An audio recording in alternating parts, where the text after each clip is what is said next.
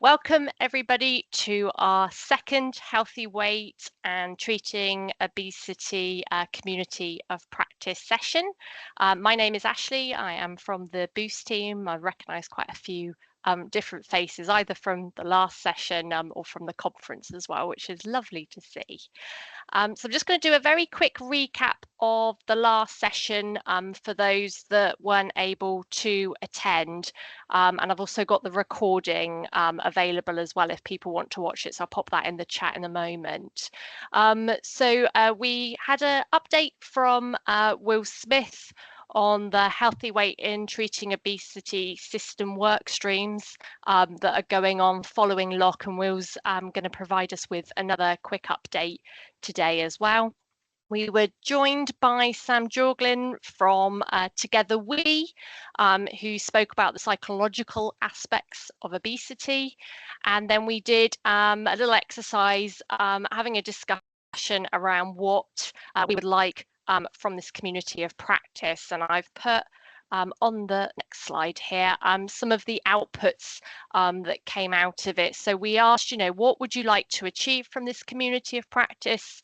And what did a successful community of practice look like to you? So since then, we have set up a collaborative wall on Padlet. Again, I will pop the link to that in the chat, and we're going to use that later on in the session today. So if you haven't had a chance to log into it yet, don't panic. We will be using it a little bit later on. And as you can see there, we were also you also came up with the fact that you wanted to map what was available services wise, etc., across the patch. So we're also going to do that little exercise a little bit later on as well, which will be fab. So as I said, Will's going to provide us with a very quick update very shortly. We are joined by Lesley Barron, who very kindly stepped in the last minute for Rafaela, who's unfortunately not very well. And she's going to be talking to us about what poverty proofing is, its principles, the causes and consequences, and how we need to consider poverty for people with their ability to be able to lead a healthy lifestyle. And then, as I said a moment ago, we'll then do a little group activity. We'll probably pop you into breakout rooms, providing we've got the time to start mapping some of the services that are available in the patch and outside of as well. So I will hand over to Will, if Will is around. I've arrived. Hey there, Will, good stuff. Hi everyone, good afternoon. Unfortunately, I haven't had the time to do a presentation, which I normally quite like to have to work off, but just snowed under with everything that's going on in the world of health and treating obesity. So I'll just give a verbal update if that's okay, and kind of happy to take any questions. So last time I presented about the healthy weight and treating obesity kind of work stream and the strategic themes that they're working to. So there's 4 themes in terms of first one was a whole systems approach and how we could do that across the whole of the northeast and North Cumbria, but taking account what's going on at a local level to see if we could do that and combine them together. Second theme was about advocacy around the food environment and the commercial determinants of health as well. And then theme 3 was provision, service provision. So that's stuff in terms of both children, young people services and adult services. And then the theme 4 was about the workforce. So what I'll do is just give you a little bit of an update on each of them and then kind of happy to take any questions linking to those. So just in terms of the whole system approach and the Healthy Weight Declaration, we've held our first event down in Tees Valley around kind of understanding what was going on locally around the Healthy Weight Declarations and whole system approaches and how we could look at not duplicating that, but how it links in and feed into and determining what a Northeast North Cumbria ICB wide healthy weight declaration could look like and what would be our key kind of policies that we tackle and what would be the main focus, that given it's a huge geographical area and there's already a lot of work going on that's really good. So it was just trying to pick out 2 or 3 things from that. What we're going to do is we've got another 3 events that we're going to plan and do before the end of the summer that we're going to do across the patch. So hopefully we can do one a little bit closer and a bit further north that's accessible to people within North Cumbria and kind of Northumbria way as well. So that's coming shortly. So what I'll do is make sure that I'll put it on this forum as well. So anyone interested can come and join us and have their say and input into it. And it'd be great to get all of your expertise, knowledge into that, because we want to make sure that it reflects exactly what's going on across the patch as well, and that we're thinking about our patient population and our localities as well. Second one was about the advocacy around the food environment and the commercial determinants, linked very closely to the whole systems approach.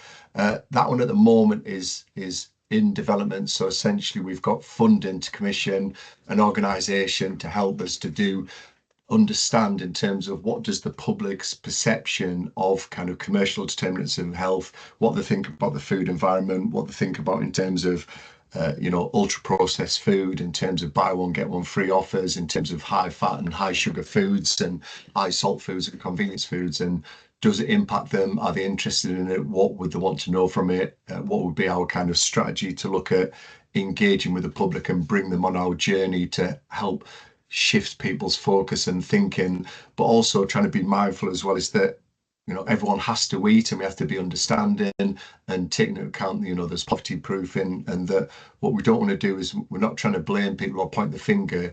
It's a very complex world that we live in, and then in terms of the food environment, it's quite difficult to disentangle, but also social circumstances can play a huge role in that. So that's a key thing, that we're going to do that bigger bit of work. So we're trying to be understanding and kind of patient centric, and not kind of getting drawn down the lines of sort of that nanny state, or pointing the finger, or kind of querying like the personal responsibility. We want to help people and guide them, and kind of give them that advice and guidance and support, but we also want to listen to them to help generate what it does and shouldn't look like.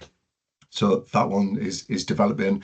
Anyone who's got an interest in that, by all means, please get in touch with me and give us any sort of thoughts, direction, or if you want to support and help and put some thoughts into that, please get in touch with me.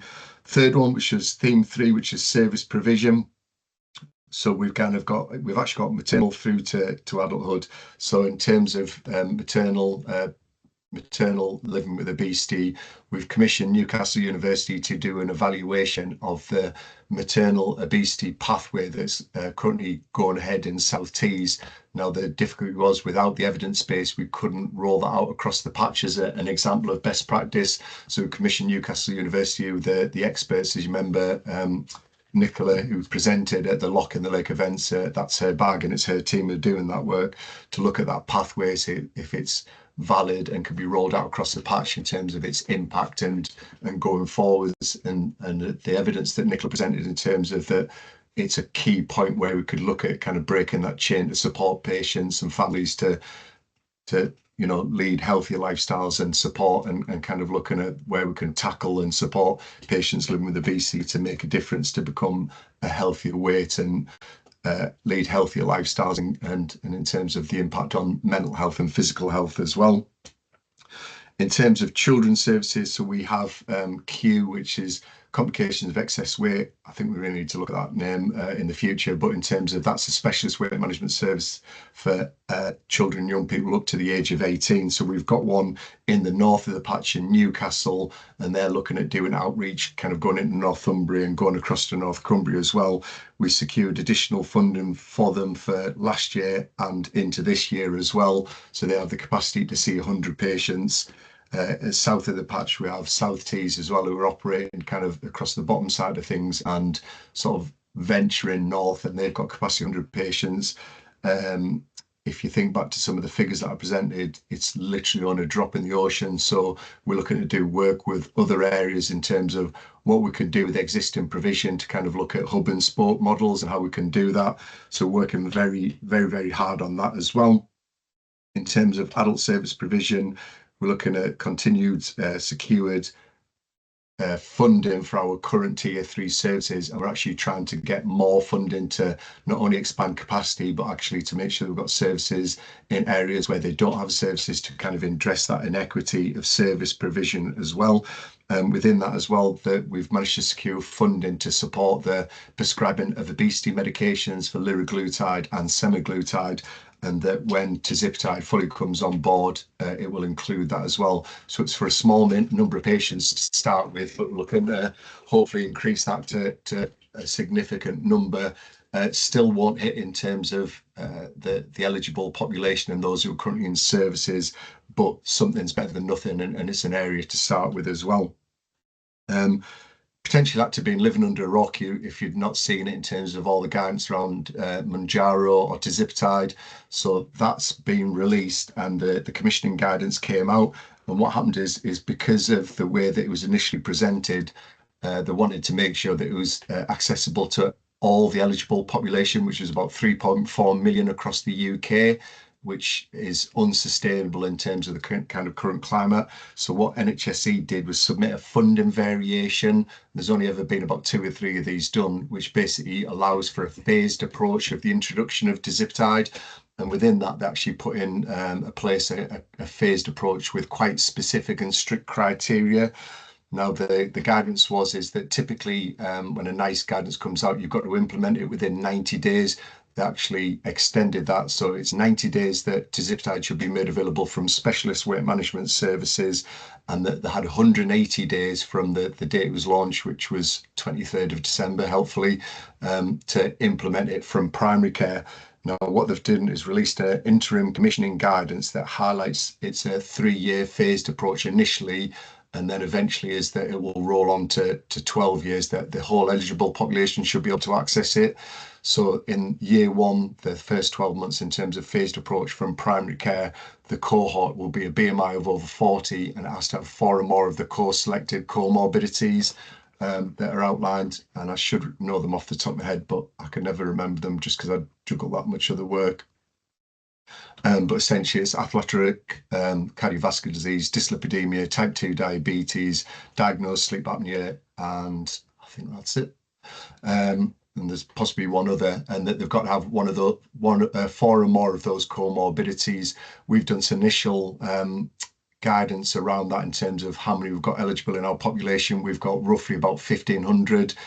We think it's a gross underestimate because we've only got 52% coverage of BMI within primary care. So that's phase 1. Phase 2 would be then a BMI of 35 to 39.9 with 4 or more of the comorbidities. Then year 3, it goes to a BMI of 40 with 3 or more of the comorbidities. And that's going to be set. So we've received central funding from NHSE and the government to implement the primary care pathway. So we're working hard to develop a specification to work in conjunction with primary care to allow the prescribing of tirzepatide within primary care under that commissioning guidance, and that it needs wraparound care, which will be provided by the national team, and that will be rolling out, and we're working hard on that. And there's lots of kind of comms kicking about that, and we have some information on the central ICB webpage around that as well. Linked to the commissioning of tirzepatide and prescribing, we're working hard with Tier 3 as well to make sure it's available in their services as well, to make sure that both primary care and Tier 3 patients are getting equitable access to the drug and the wraparound care needed to meet the NICE TA for that. And then finally, we have theme 4, which was the workforce. And within the workforce, we've got the Boost platform and the School of Healthy Weight Treating Obesity Studies. So we've got, I think we've got about 20 or so modules on there. We've already had about 159 people sign up. We're encouraging more and more people sign up. We've got lots of information on there in terms of pharmacology and weight management, bariatric surgery. We're working closely with our Tier 3 teams to develop guidance around kind of evidence-based diet, physical activity and psychological stuff. We're going to be doing more modules for primary care from a primary care physician perspective, who's a GP with specialist interest, who is working in a Tier 3 weight management service as well. So we're developing content all the time. It's fascinating, and I've got quite a bit of funding for that to develop that further. Anyone has a particular interest who wants to develop and link in and do a module on that, please get in touch with me, because we're keen to get all the information on there and support that, because it has 2 elements to it. It's to support and educate and guide the current workforce, but also in terms of looking at growing the workforce in terms of anyone who had a genuine interest or is, you know, just qualified dietetics, physio, so on and so forth, that they want to learn more about the kind of living with obesity and its impact and what can and can't be done and what support is and isn't available and how to work and liaise with and support. There's lots of information there, and we're going to continue to grow that. And then the final one, and then I will stop because I can talk, if you let me. We've submitted a couple of bids to the Health and Growth Accelerator project, which you may have seen that in terms of North Cumbria was one of the areas successful in terms of looking at how we can support patients who are at the risk of economic inactivity linked to kind of ill health, stuff as MSK, diabetes, cardiometabolic, so all those kind of side of things. So we've submitted 2 bids around that in terms of one of them being a family weight management service, and the second one is looking to tackle our huge waiting lists that are associated with tier 3. So it's called proactive waiting, but it'll have an element of in terms of providing initial support around the kind of psychological and basic lifestyle support and self-management, combination of face-to-face and digital, and then also looking at potential prioritization for patients at the highest risk of economic inactivity that we can provide support and access to more specialist services. And I will stop there because, as I said, I can talk forever and happy to take any questions. Brilliant. Thanks, Will. Yeah, there are a few questions that have been posted in the chat. So Helen's asked if they can have the link to the criteria, please. I'm assuming, was that for the, apologies if I say this wrong, is it Deciptide? Is it Deciptide, yeah. Yeah, no problem. Was that criteria, Helen, you were after? Yes, Did please. I get that right? Yeah. Yeah, it'd be good to, we've not had full view of that, so it'd be good to have a look at that. I think there's some questions about waiting well and wrap around as well, but I'm really keen to have a look. Heather put the question in for us, but that you mentioned about how do we start to lift the burden of blame from the individual. And what practical things are going to happen to start this, please? We've got a whole program that can help with that. So yeah, I think the question is, have you had any thoughts yourself on how we can start to do that? I think some of that comes in the whole system approach and the advocacy work, Helen. I think that's where it sits very, very neatly in terms of that, where we can get that message and have that comms and engagement and that link. And then I suppose also it links in with our the workforce element in terms of our boost modules and stuff that we could do around there. So yeah, that's where I feel it sits.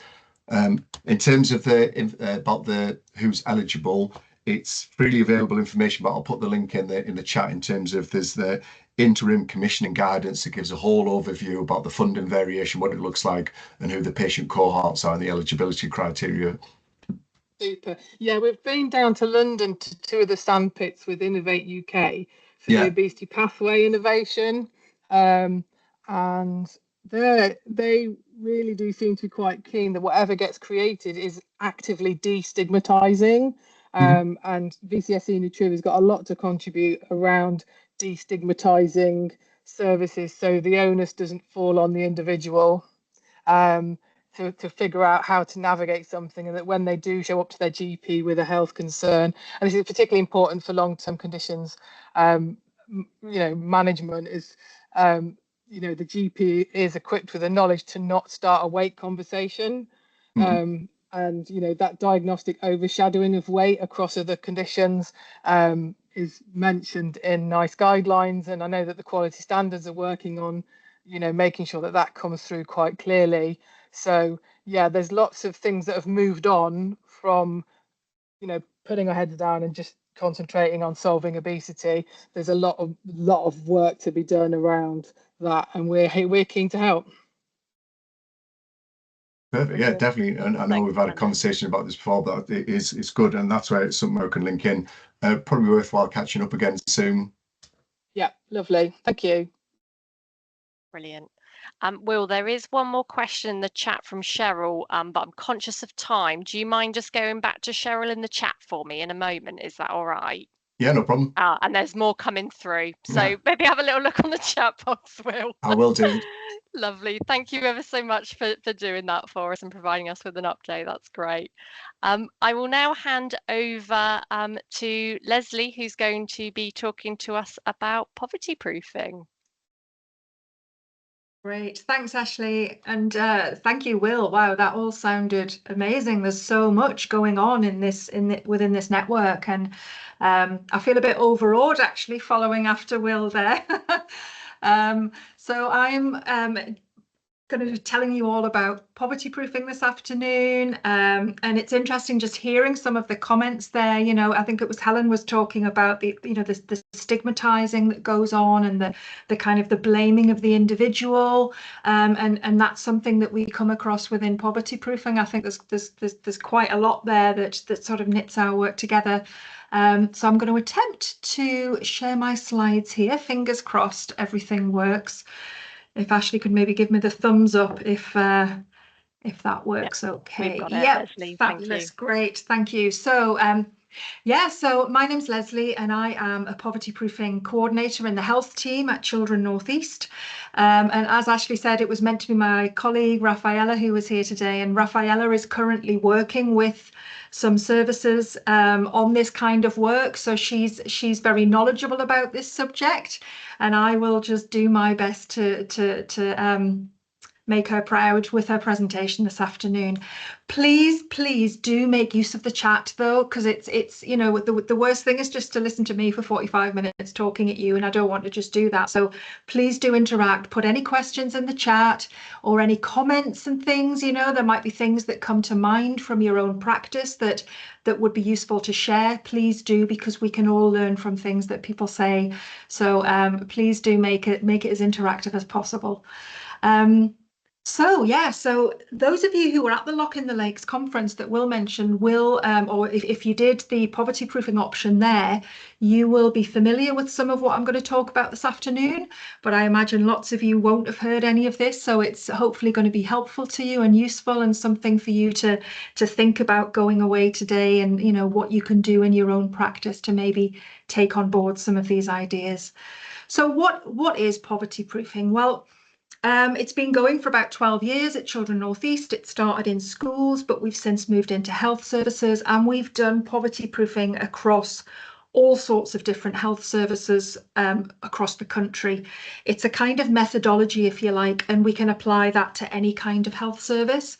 And what poverty proofing is very much about is that it seeks to identify barriers that exist for people experiencing poverty when they are trying to access key services and key organisations. So it very much is about you kind of thinking about your service. And I know it's a bit cheesy, but we sometimes talk about kind of putting a poverty lens on, as if you're looking through your own service through those poverty glasses from the perspective of the person with the least resource. And it's about trying to identify, what does the service look like for them? Where are the barriers coming in? What is it that's preventing them from accessing, you know, the same level of support as other people? So that's what we're trying to do. It's about accessing services. And this is the ethos that sits behind it. And it's the idea that no activity or planned activity should identify, exclude, treat differently, or make assumptions about anybody whose household income or resources are lower than others. So when we're looking at our services and we're thinking about the way that we organise things and the way that we do things with that poverty lens on, it really is about thinking, you know, by making our appointments, for example, in this way, are we excluding people who don't have as much financial resource? Or the way we organise this, are we making assumptions about the level of support or care that's required or not required by people? So it really is coming back to this ethos all the time when we're looking at our services. The principles that it kind of sits behind are very, very much based first and foremost around the idea of people. You know, it's about hearing the voice of people with lived experience. If we don't speak to patients and find out from them what's working well, what's not working so well, if we don't hear that from patients, then we're just making assumptions about what we think works well for them. So we really do need to hear that voice. Place is really important as well, because we understand that poverty impacts places differently. So, for example, you know, poverty in rural Northumberland will look very different to poverty in city centre Newcastle. And it's important that we acknowledge that. So, you know, things then recommendations that work for one service in one geographical location might not apply somewhere else. So it's important that we really understand each place, because each place is unique. We need to look at things like, you know, the the travel structure that's in place, how accessible is it for people. We need to really understand the setting, how decisions are made, and find as much information as we can. And the third principle is around the idea that poverty is caused by the structures that exist within our society. It's not people making poor decisions, it's the structures that create poverty and keeps people there. But in a sense, that gives us a bit of hope, because we can then think about our services and our organisations, and we can think, okay, well, what changes, what tweaks, what can we do differently with the structures that we have in our organisations that will help to overcome some of these barriers, or will help to open up access to everybody equitably. So, that's within our power to do, to make some of those changes. And some of the things that we can do might be tiny tweaks, whether it's on an individual basis or whether it's on a service level, even on a trust level. But we very much talk within Children North East about kind of making poverty everybody's business, and everybody has a part to play in that.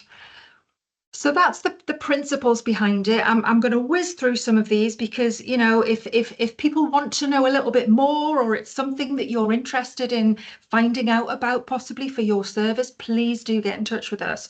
And as Will was saying as well, if you look on the Boost platform, we have lots of poverty proofing resources on Boost. So some of the things that I'm going to touch briefly on today, you can have a look at the resources and things on Boost, and there's a lot more there, so please do check it out. A full poverty proofing audit would consist of these phases here. So we would look at training as many staff as possible, all of them ideally, and use that as a basis to start to hear directly from staff about their perceptions. Where do they think the barriers lie for their patients? What staff they're the experts. We're not the experts on your service. You are the experts. We can tell you about poverty and poverty proofing, but you bring so much. So it's about hearing your perspectives and your ideas and experiences. And we feed all of that into the work. Scoping is just gathering information. Then we get into those consultations, which is at the crux of what we do. Just chatting to people about their experiences to find out what's working well. That's really important. And also to identify what those barriers are. We kind of feed all of that back to the service. It's very much a two-way discussion, because the service will have ideas of, this is what we've seen and heard. What are we going to do about it? We can bring experience from some of the other poverty proofing work that we've done, and we might be able to say things like, oh, such and such a service, they had a similar barrier. This is what they've put in place, and that's working really well for them. Is that something that might work for you? And that's very much a discussion, because it might work, it might not. So we share ideas, we pool our ideas, and we come up with some recommendations for the service to work on moving forward. And it gives them something to really get stuck into. And then about 6 months, 9 months later, we would come back, do a review to kind of celebrate all the changes and to look at what the impact of those changes has been, and then kind of make a bit of a plan moving forward. So that's the whole process. But do check out Boost for other bits and pieces as well that you will find useful, I'm sure. So, what is poverty? I've mentioned that word already a few times, and it's not as easy as you might think to kind of define it. So I'm just going to look at a couple of definitions here with you. This is kind of a bit of an economic definition, I guess. This is what you might see in the news, or, when they're talking about government and that sort of thing. And it says that the poverty line in the UK is when household income is less than 60% of the median. So let's just consider that for a second. So when we're talking about the median income, if we imagine the lowest household income at one end of the country and put all of those incomes in order till we get to the highest income, the median is the one that's bang in the middle. And the reason they use median is because basically half the people in the country earn more than that. Half the people in the country earn less than that. And it doesn't matter that we've got billionaires at the top end. That doesn't bring everybody's average up. That's why they kind of use this. So can we hazard a guess? Let's use the chat here. Let's encourage some participation. What do you think roughly the median household income might be in this country. And I really am saying roughly, because if you were to all go away and Google that right now, you'd get so many different answers because there's so many different things that they take into account. So roughly speaking, how much do you think that household income might be? Go on, somebody. 25,000. Thank you, Charlotte. First one in there. 28,000, 35, 52,500. Oh, that's a bit of a jump up there, Mark. Yep. Great, 37. Oh, you're not far away at all. Brilliant. Thank you, everybody. Roughly speaking, and like I said, it is very rough, it's around the 34,000 mark. Okay, so 60% of that is about £20,400. So using this definition, that means any household with an income of less than or equal to £20,400 would be considered to be living below the poverty line. And what's really staggering is that using this information, there are currently 24% of the population living in poverty. It's over 14.5 million people in this country. Just let that sink in for a second. You know, this is 2025 and it's Britain, and we're meant to be one of the richest, most developed countries in the world, and we've got nearly 1 in 4 people living in poverty. It's staggering, isn't it? And then on top of that, you know, we now talk a lot about the depth of poverty. It's not enough just to be in poverty, but there's now different depths of poverty. So we have deep poverty, and they are those people who are living with less than 50%. And there are currently 6 million people living in deep poverty. We can even go a step further and talk about very deep poverty. That's when a household income is less than 40% of the median. And we've got 1.8 million people using that definition. What I do want you to bear in mind is that this definition is purely based on income. It doesn't take into account anybody's outgoings. It doesn't take into account whether people have debts that they're paying off, or if there are people with disabilities in the household. It doesn't take any of that into account. It's purely based on income. And that in itself as well can be a little bit problematic if we were just to use this as a definition. You might have heard, you will have heard, you know, the term destitution. This is a different way of looking at poverty. It's not based on income. It's very much based on having those essentials in life, the things that we all need to be safe and healthy and warm and looked after and nourished. And, you know, so when we're talking about destitution, we're looking at people who've lacked 2 or more of these 6 essentials over the past month. So we're looking at things like shelter, you know, having enough food, heating, lighting your home. I think often we kind of forget about that one. Clothing and footwear that's appropriate for the weather. You know, my background is in a primary school. I used to be a teacher for years before I joined Children North East, and I distinctly remember, you know, on the yard in the morning, and it could be January, it could be -2 outside, and you would get some children coming into school with their little gingham checky summer dresses, and they'd have bare legs and a little flimsy jacket over the top, and that was them dressed for winter in -2 degrees. And you just, you know, that's not appropriate for the weather, but that's the reality for lots of families that we would come across in school, and that will be the reality for lots of families that you're working with as well. You know, basic toiletries, that will include things like period poverty as well. We hear more and more about that these days. So, you know, destitution is another measure, another definition, I guess, of poverty. And using this definition, there are currently 3.8 million people in the UK considered destitute. It's quite Dickensian, isn't it? It kind of takes us back to the Victorian era. We think of Oliver Twist and, you know, not 2025. And the scary thing is that this has actually gone up. It's increased 3-fold since 2017. That's unbelievable that it's tripled in the last 8 years. So, you know, who is affected? Well, in reality, you know, most of us, we could have a life event that happens to us that that means that we find ourselves in a particularly difficult financial situation. Poverty can happen to most people if you know, for various reasons. However, we do know that there is, you know, there are some groups within our communities who are disproportionately affected, people who are more likely to find themselves living in poverty than others. And we've got some of those groups on the screen here, and I'm not going to read through all of them, but I just want to draw your attention to a couple of them in particular. The last box at the bottom here says workless households, and it says within there that 71% of children in poverty actually live in a house where at least one person works.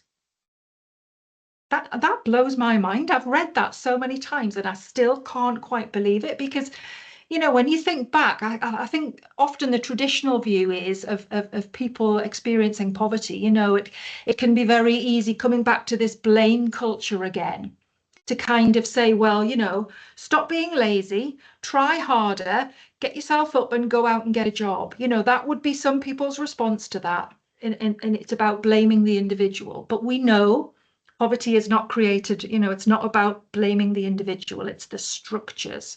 Okay, and you know, sorry, I was just aware of a message coming in the chat there. I got distracted. I'll come back in that in a second.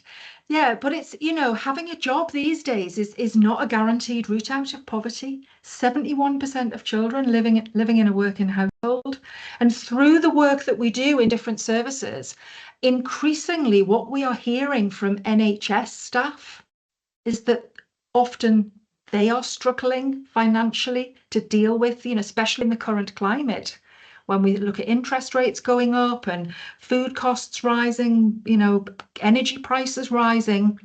People are struggling in a way that many haven't before.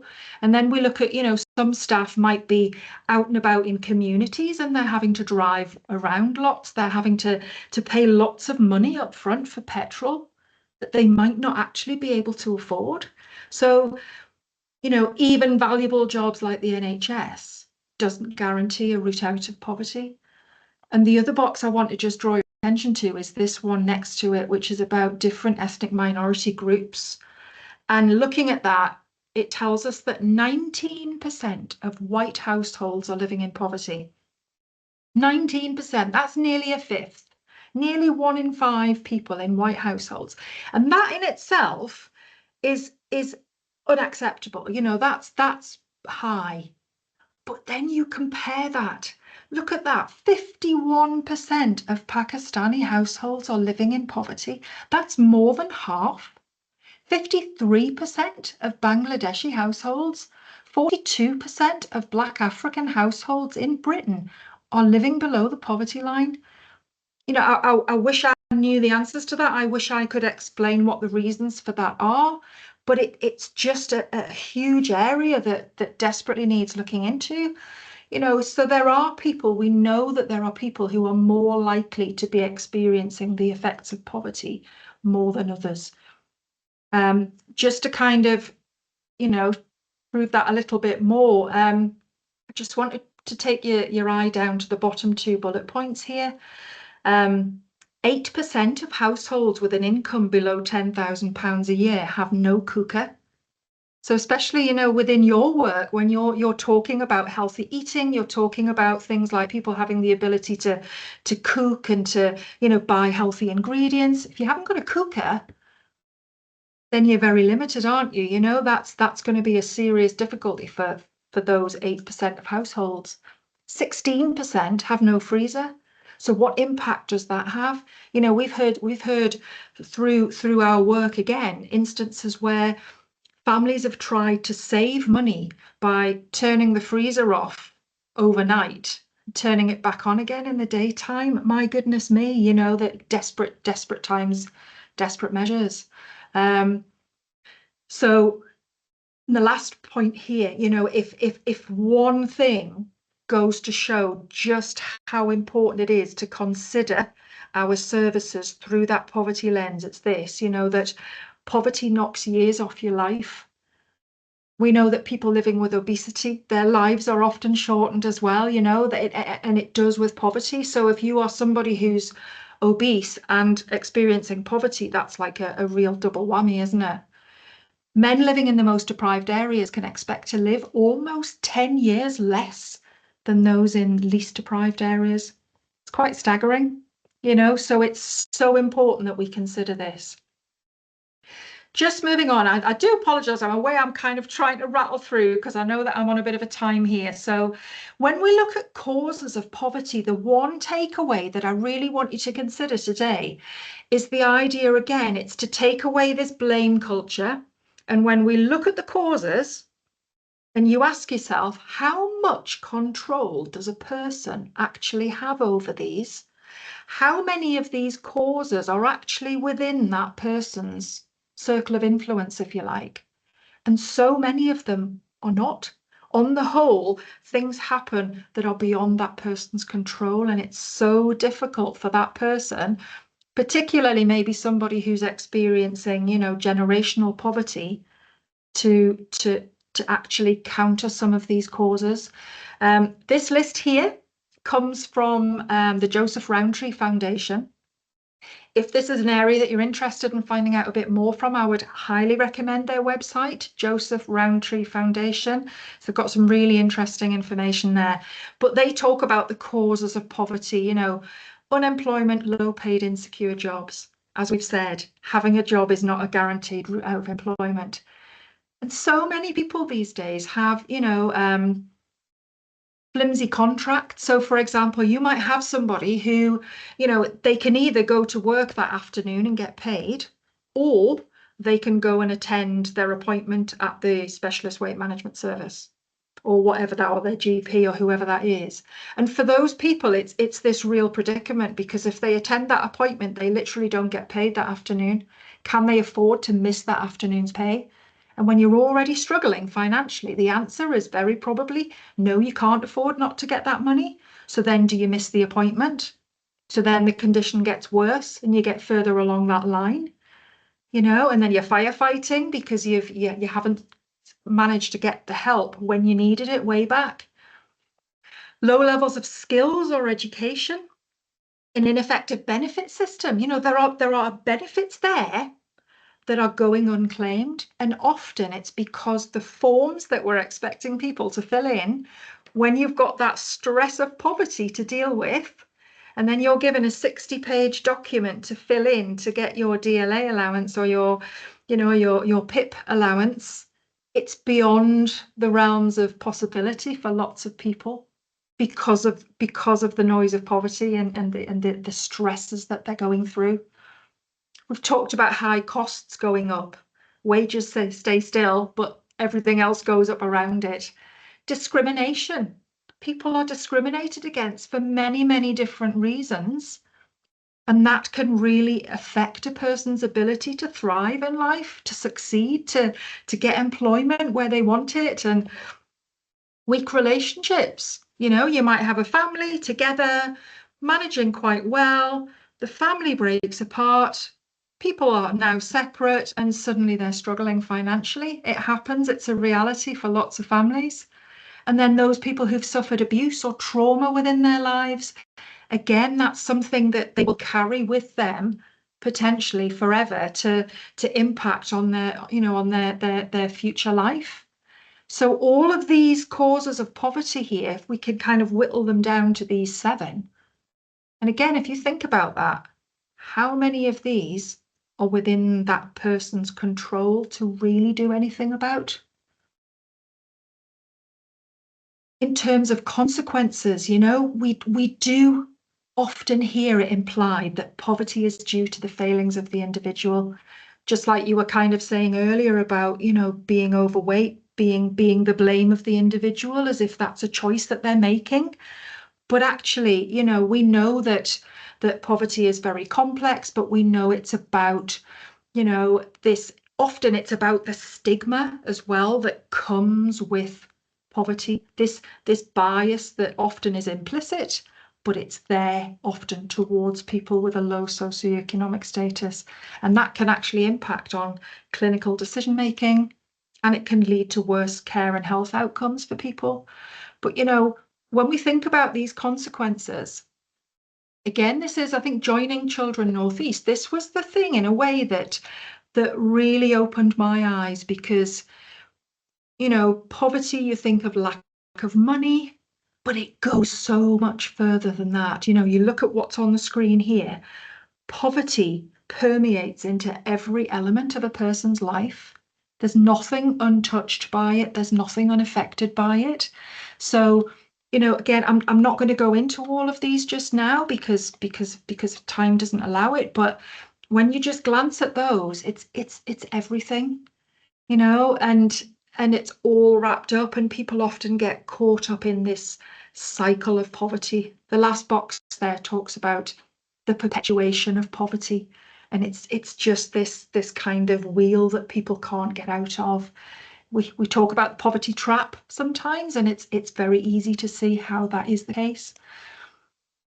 Okay, whizzing on again. I'm just gonna see the chat there because I couldn't see it from where I was.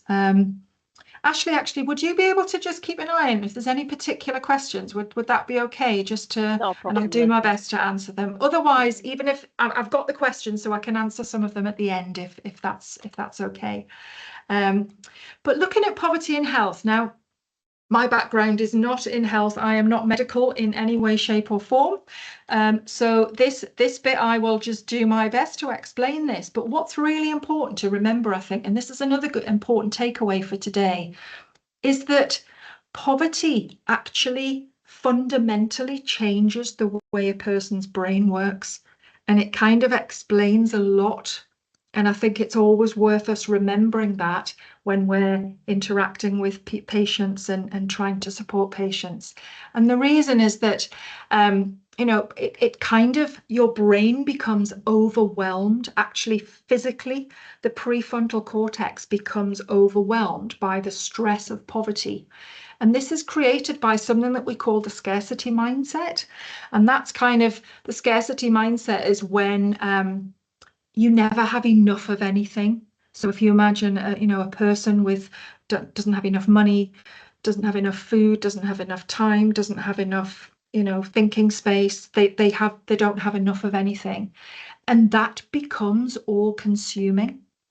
So much so that the space left in your brain to actually make long-term plans is so diminished that it's like your whole life becomes about short-term satisfaction of needs. It becomes about just surviving each day one at a time. It's about getting to the end of the day. It's not about thinking, oh, if I start exercising, if I'm able to eat healthy food, in a year's time, I might have managed to lose some weight and feel fitter and healthier. Very potentially, a person experiencing high levels of deprivation will not be able to project ahead like that. They will do what they need to survive each day, because it's like fighting a tide, and that tide doesn't stop. So I think, you know, this was new for me to actually understand that physically a person experiencing, I often think of it as kind of the noise of poverty, if you like, but there's just so much going on all of the time. It diminishes your ability to do anything else, those day-to-day things that people might otherwise take for granted. Poor determinants of health, just very, very briefly as well. When we think about a person's health outcomes, there's only about 15% of a person's health outcomes can be affected or impacted by the NHS. The other 85% of that person's health outcomes is determined by these core determinants of health. That's quite staggering as well, isn't it? To think that, you know, it's that somebody suffering within ill health, 85% of that will actually be created or caused potentially by these core determinants. And that's not something that the NHS can necessarily fix. And again, when you look at these core determinants, how many of these factors does that person actually have real control over? You know, it falls outside of that person's control. So again, you know, we shouldn't be blaming the individual. we should be looking at the structures and thinking, what can we do differently? Through the poverty proofing work that we've done, and you will see a lot of, if you go and have a look on the Boost website, we have very recently put some toolkits on there, and those toolkits very much relate to these key areas. These are kind of the key themes, the common themes that come through our work. So while every service in every setting is unique, there are themes that keep coming out again and again and again. Okay, so if you go on, you will see some toolkits which will have lots of ideas and, you know, things that you can think about and do differently and help your patients with relating to these key areas. So transport, appointments, patient empowerment, you know, patients understanding their health and what's going on, and health literacy and all of that comes in there. Staff awareness and guidance about patient circumstances, communication, the cost of health, you know, the cost of food, the cost of healthy food, really important for you, and housing challenges, you know, people living in damp and moldy conditions, which is actually affecting their health. So please do check those out, because they will have lots of ideas that you might find useful. Okay, I'm going to show you a little video. It's just 2 minutes long. It's very short. And again, it's an interesting title. This woman, for those of you who have seen any previous training that we've done, you'll recognize the woman in this video. And it's just interesting to see if any of you have got any particular thoughts, because it very much does relate to your area of work. So any thoughts, pop them in the chat. Have a watch, see what you think.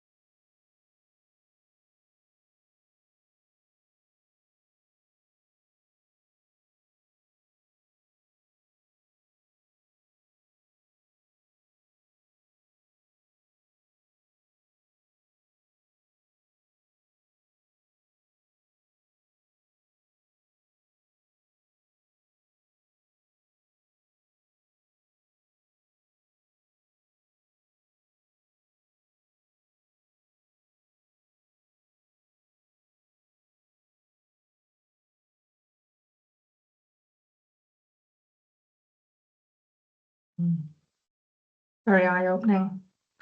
I'm just going to whiz through this little bit. I know, Ashley, we're sort of tight on time, and we're keen to get people. Just going to give you a little bit of time in breakout rooms in a few minutes, just to give you the opportunity to really talk with each other about some of the things that we're talking about today.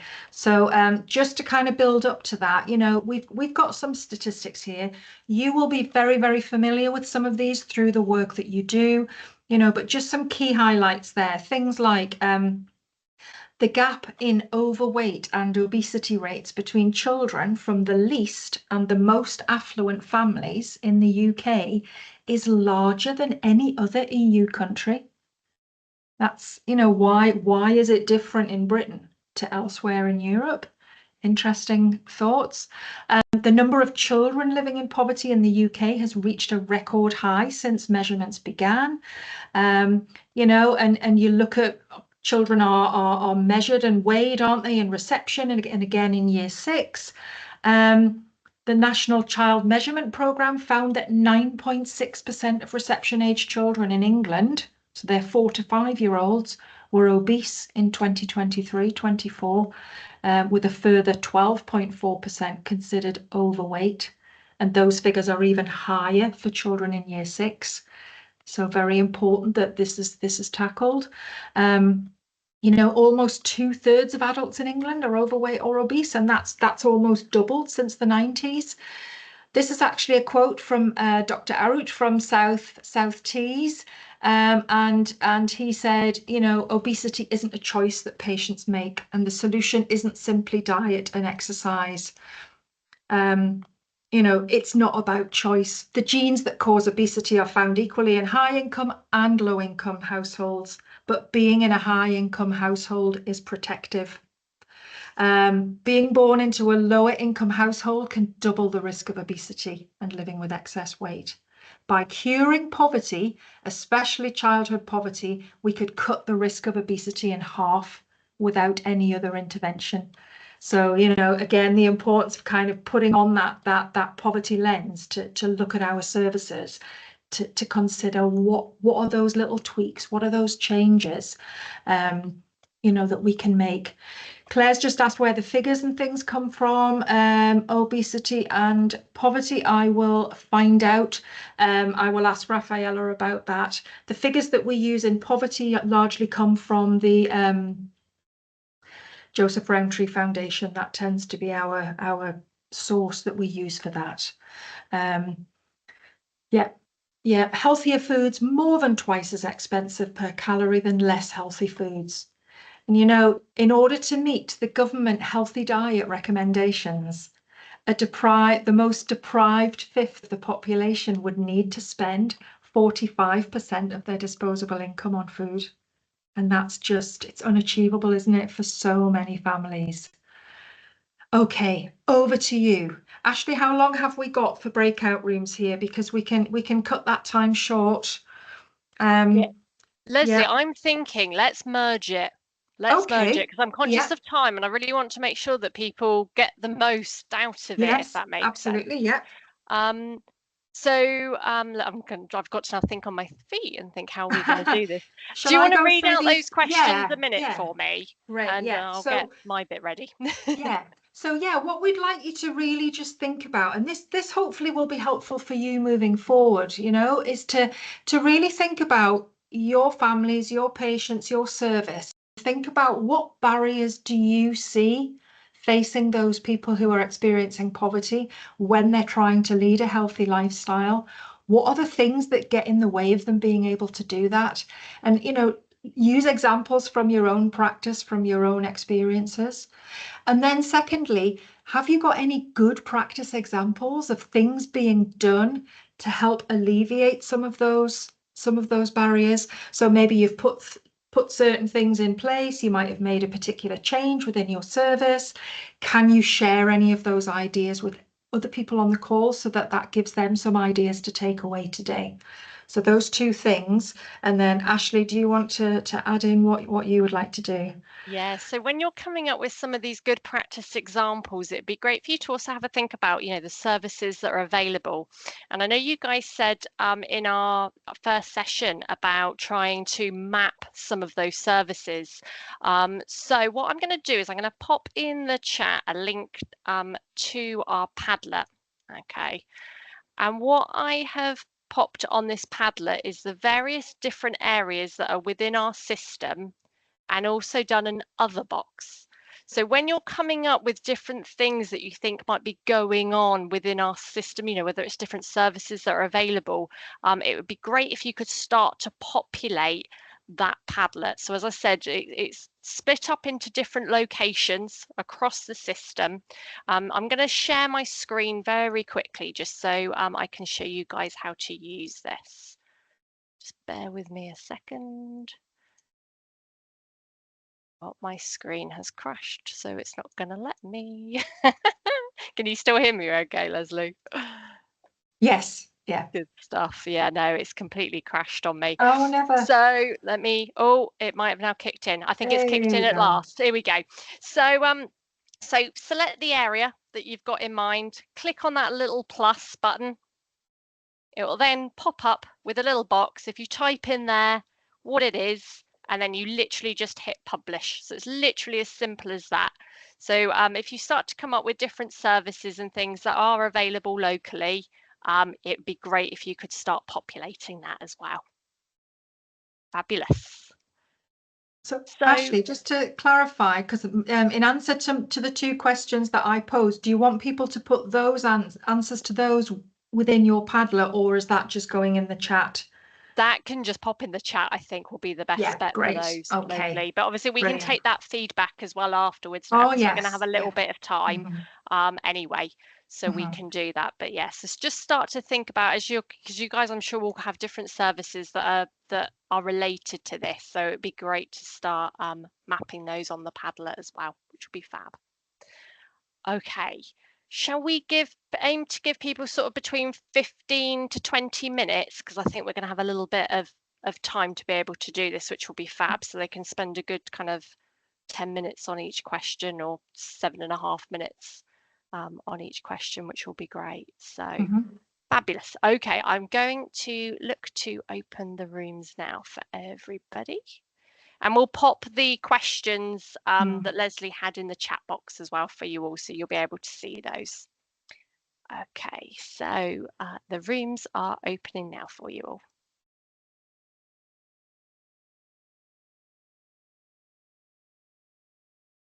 It would be, we've got just about 5 minutes, so it would be great if we had maybe somebody from each of the groups, or we'll just start with one group. If you could possibly, if you're happy to unmute, you could just unmute and just verbally feed back to us. An example maybe of any barriers that you spoke about within your group, and then if you had any examples of good practice that you might like to share, that would be helpful for people. So would anybody like to volunteer to start?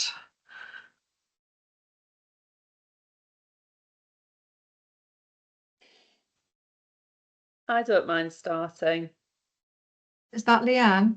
No, it's Emma. Oh, it's Emma. Oh, hi, Emma. Sorry, I just spotted Leanne with the hand up there. Leanne, I'll come to you after Emma. Thank you very much, Emma. Yeah, so we just talked about certainly some of the barriers. I'm very new to the job. I've only been in post 2 days, so it's been absolutely fascinating for me to link in with some of the professionals. But we talked about some of the barriers. Catherine talked about working across in Cumbria and having to manage things at a more local level. And we just talked about the vast amount of services that are on offer and the diversity of services between different areas. And how that can sometimes be, because of the huge amount of services and the developing services, how that can be sometimes a barrier to knowing what's available. So that was really interesting. And we talked about one of the incentives that she was aware of that was actually down in London, but would be a really good model for looking at, well, certainly giving it to our poverty proofing schools team. But we looked at an incentive down in London that was an after school club where the children attended a netball or a football coaching session, and then they were given a really healthy meal to take home. But the following week, when they did that, they were given the ingredients and shown how to cook the meal before they took it home. And so I thought that was a really, really lovely idea, in terms of empowering the families. So that they could, and it allowed them to, and they also made sure that it was culturally appropriate, because I think that can be a barrier sometimes with services. And then we just talked about some of the other services that were available, so it was really useful.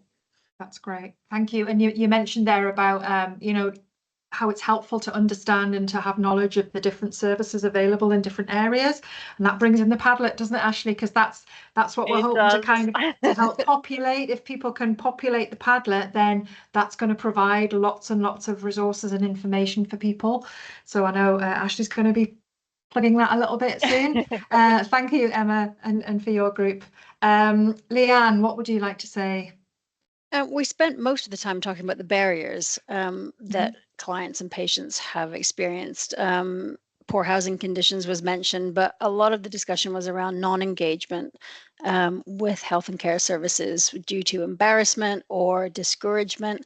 They may have failed to address or failed to lose the weight that they wanted, or have lost the weight and then gained it again, and it's a cyclical problem that they just stop wanting to engage with health services because they know they're just going to be told they need to lose weight or they need to exercise more, and it's this, it just wears people down. So there's been a lot of experience of people asking for the slimming jabs, and when they're told they don't qualify for them or they can't have them, then they decline for their support. They want possibly a quick fix because other fixes that they've tried or other experiences have been discouraging. We also mentioned the chaos that people have. This was also mentioned in the talk about poverty, and just how difficult it is to prioritize weight loss, weight management, getting more exercise when you have so much more going on in your life. It's just a lower priority. And yeah, just that what's the point, that feeling of what's the point just keeps coming, and they're just told the same things over and over again by healthcare services. Also it was mentioned that quite often people will come in, will ask for support for other issues. It might be low mood or depression, and it's sometimes a good thing to deal with that, which also brings in weight management and exercise and doing things that can help with low mood and depression, but not focusing specifically on weight management, even though you think that might be the issue that is kind of the overarching issue. But helping people to live more healthy or to have more healthy lifestyles can address the problems indirectly.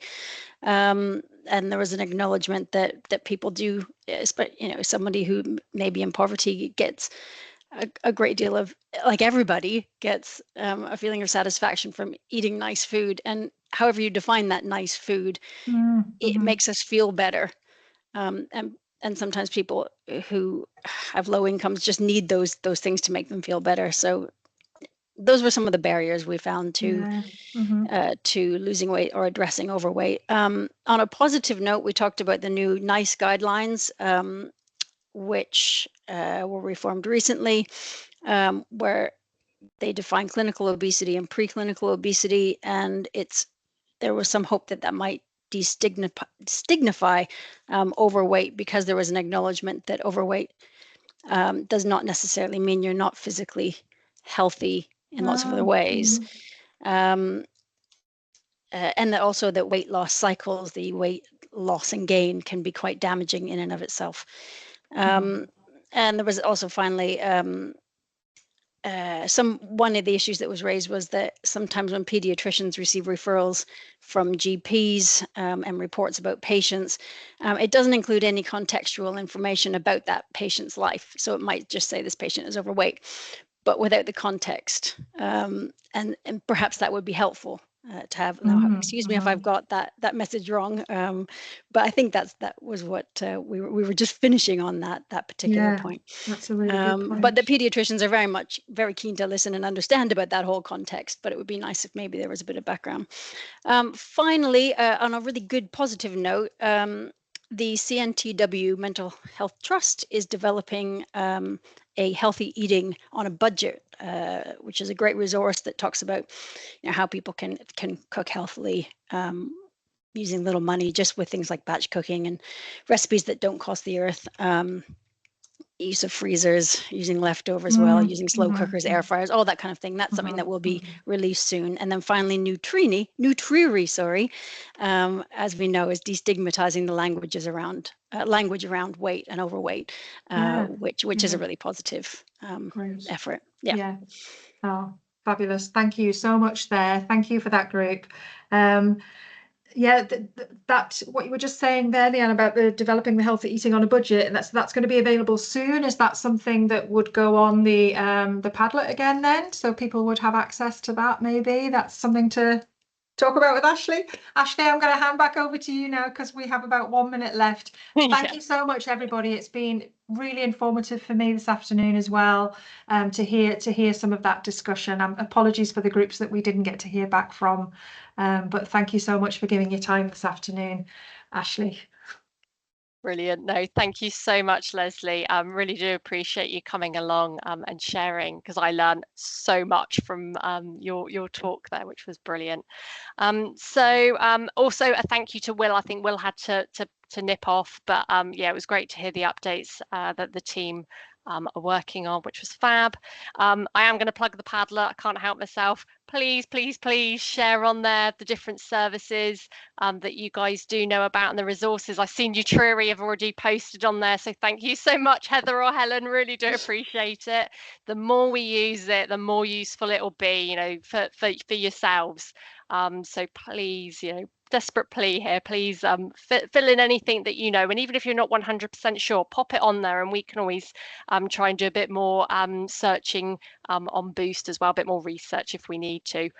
We will be in touch with another date for the community of practice. We haven't quite agreed on it yet, and if there's anything in particular you would like to hear about in an upcoming session, or if you would like to come along and present at one of these sessions, please get in touch with me. It would be great to hear from you. So thank you so much, everyone, for attending and contributing, and see you at the next session, which will be in a couple of months' time. Thank you. Super, thank you. Thank you. Bye, everyone. Bye. Thank you.